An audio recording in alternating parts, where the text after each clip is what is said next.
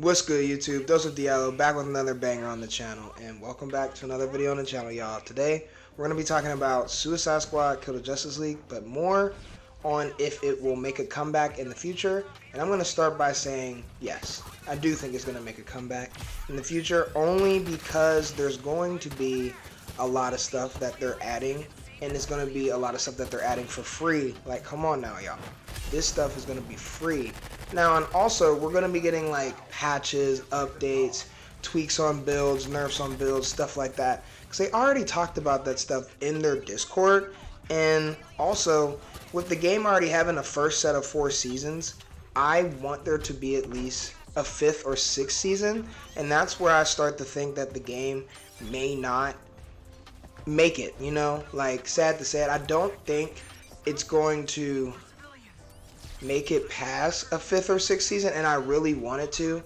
I just don't think so, only because of the community that is hating on the game, only because of like what is happening in it, or from, you know, Batman and how the Justice League's deaths are just like pointless and meaningless, and I completely understand that. I'm not going to sit here and say I don't, but I just think that for us to sit here and say that they went around and did that just to do it on purpose, and that they didn't like read it over and realize this is a terrible script, because we have to think Rocksteady made these Batman games a long time ago.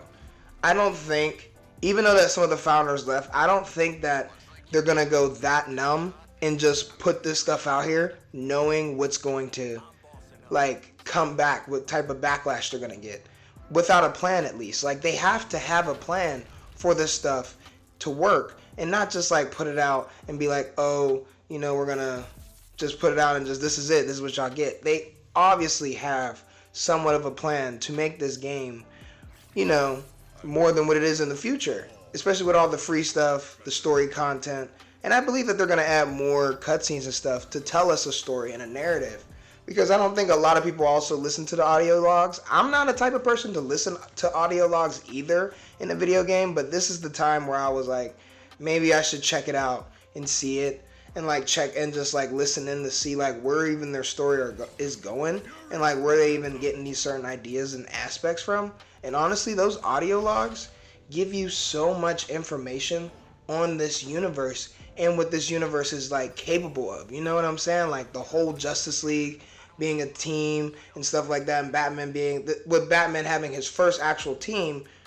You know, you can count the Bat family as a team, but that's more of like he trains you out, and then he goes back to doing his own thing, and then, you know, he'll see you out on the streets here and there, and then y'all can team up and do a couple crime fighting, you know, combos, tag team a couple enemies, you feel me? A couple villains, knock out Joker one night, do Penguin the other night, stuff like that. And I know I started off by talking about Batman and how that is the reason why people don't really like this game, but I'm on that side of the whole Batman bandwagon thing, and understanding why like people are upset and why they say that this is like a very disrespectful death. I wouldn't say it's disrespectful.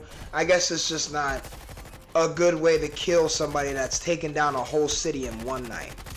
You feel me? Like, that is crazy to do. And this is Batman that we're talking about. I just think that the whole story behind that is to make us really sit here and think, this can't be them, and they're going to just have to, like, there's some way that we're going to be bringing these people back, or they're just somewhere on that ship. And I think all those theories that we're hearing is true. Like, they are clones and stuff like that, because there's a lot of proof behind that theory. You have Batman Arkham videos that deciphered the whole Calendar Man puzzle to decipher that Batman will make a return someday, but we just don't know when. And I only say when because we don't even know if, like, I just don't know that this story or this game is going to make it to that win. It's just because we don't have it's just the outsiders. We have a good community inside to where people really back up the game and understand like what it's trying to do and the core physics of it. But then there's the outsiders that don't want to understand it because it's not another Arkham game. It's not another Batman game that they're used to. None of the combat is the same. It's a looter shooter. Like, come on now, I get it. You know, it's just that I just think that people should try the game out whenever the later seasons come. I think that's when you'll start to fully see what the game can be. Because nobody's realizing that when live service games first drop, they don't even have that much content in them. It comes later on in the future. And half the time, the content that comes later on in the future is paid content. This is like more free content. They're putting more free stuff out than payable items. And that's something that we have to, well, not have to, but that's something that I could say I appreciate. I know it's not something that everybody appreciates, but I'm a person that never buys cosmetics at all. I never bought any in Fortnite, and I ain't even play Fortnite I ain't even make it to the 6th season of Fortnite. I dropped it after season 5. I was done. I just don't understand the whole thing behind Fortnite no more. But that's another thing. You know, we don't even talk about Fortnite. Back on Suicide Squad, I just think that a lot of story content in the future is going to revolve around us bringing these people back, us seeing how they come back, and seeing how the league actually acts with one another. Because the only death that made sense was Wonder Woman's. She actually had weight behind her death. The others didn't. That's weird. Like, you can't just kill these dudes off with nothing. Like, what the heck are y'all doing? There's no way that they just passed that off in the office. Like, come on now. There's no way. And also, these upcoming seasons, there's going to be a lot of, like, stuff to switch up the gameplay. Because y'all know that people say that the gameplay is repetitive and stuff like that. And that I get, yes. It does get repetitive. But when it has the other maps to where there's different type of missions, that's where I think the game can have a good loop. Because on Earth 1, you have a bunch of community service missions and escorts, which everybody hates escorts. I get it. I hate escorts too. And I was pissed whenever I found out that there was some in this game. The worst kind. Now, there's also like, I think I said Hack versus Brainiac. Did I? If I didn't, yeah, there's Hack versus Brainiac, the community service missions where you save people, and then the, there's one more. Yeah, escort, yeah. Duh, we talked about it. I've just looped all in a circle. I'm sorry, y'all. Now, it's just that whenever you go to Earth 2, you have the charge missions. If people don't know, I just call them charge missions because that's like, other than that, I see them as just like killing the person and like defending an area. So I guess it's like a defending an area thing.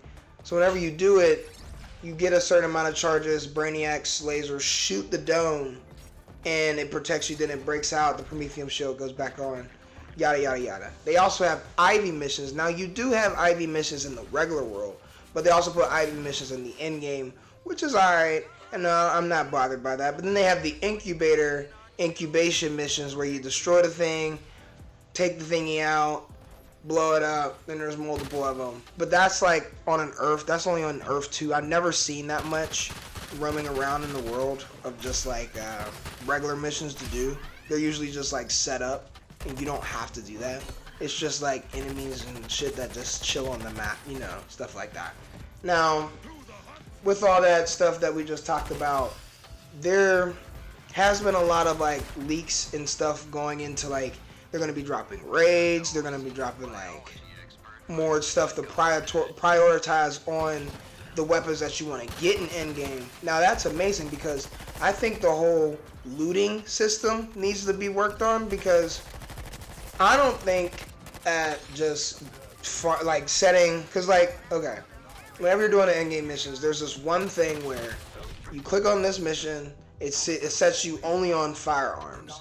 Now it doesn't say what specific firearms, but it sets you on firearms and you don't know what you can get. You can get a Bane weapon, but they're hard to get, especially the one that you want, because I've gotten the shotgun about 80 times. You feel me? Like, and I'm tired of getting the shotgun. I want the assault rifle, I want the SMG, and I want the sniper rifle, which I think there is one. I already got the minigun, and I'm tired of just going into the missions and not having like a definitive way to select what I want.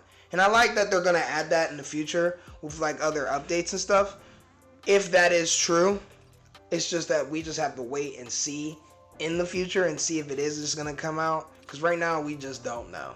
With them adding specific weapon sets and like specific things that you can grind for, I also appreciate the fact that they're going to be like nerfing and tweaking certain builds that like were broken in the mastery levels. Like I heard a lot about people saying that the grenade build, the fire grenade build, was very broken in mastery levels, and every time that you threw the grenade and like you would use the affliction, the fire affliction, it would do crazy amount of damage to the enemies, and it would like not do that for the other afflictions that you would use. Now I see that as like more, I guess it was just like a bug, and they couldn't really map out how we were gonna like overload their building system, because I do appreciate the fact that they have like a whole way that we could customize our characters, tweak the way our guns work, make sure that, I mean, well, not make sure, put on like certain like, what are they, synergies with other weapons, because like when you have synergies, well, with synergies, geez, look at me, with synergies you have the Bane and the Two-Face thing, and it comes into, it causes like, what does they call it? I don't know what it's called, but they have like a Bane and Two-Face thing where you can, if you're using a Two-Face melee weapon and like a Bane pistol and like some of Bane's like Lucky Charms or shield mods, or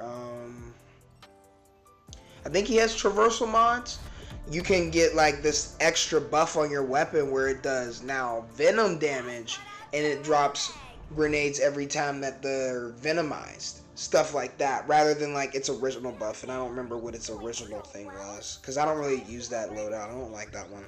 I do know the Terror of the Black Mask one.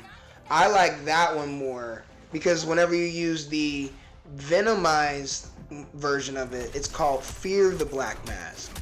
And then you can craze an enemy, if I can explain this right. When you craze an enemy, it would do more damage while that enemy's alive rather than when it was dead. So if the enemy's alive, you're doing way more damage on the field like it's doing to other enemies that you're facing. So that's pretty crazy. I do like the fact that like we're able to overload the game, and they're trying to have us see if we can overload it, and they're gonna tweak it and like make sure that it's like more fittable in the mastery levels, because don't nobody want to just play with one build. I know I don't, because I don't even know like what builds to even make now. I'm still trying to figure that out. Like I told y'all, I do play this game a lot, but I just don't know like how stuff works, because I don't ever play looter shooters, and whenever I do play looter shooters, I don't get how you can make a crazy build. I mean, I just use like guns that I think is like super duper strong, and then I use like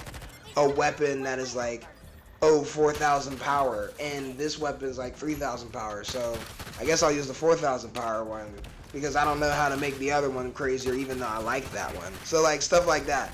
And I appreciate that this game is more like accessible with that. It actually tells you that you can tweak it, and like you can see it physically, rather than like other games. Because I don't play other looter shooters, and like other games, it just doesn't like tell you. You can't physically see what the difference is on your guns and like what it would do to an enemy. Like in this one, it tells you like mag size is this much now, and your critical percent chance is 1.5 rather than 1.2. You feel me? Stuff like that. So I appreciate the fact that like they're actually letting you know that your weapon is changing and you don't have to always switch to other weapons. So that's where I also think that this game shines too, and that's going to be what also makes this game have a huge comeback in the future. There's so much stuff that can make this game have the most biggest comeback.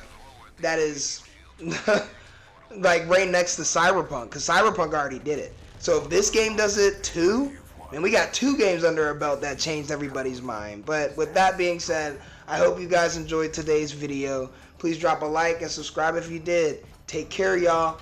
Peace.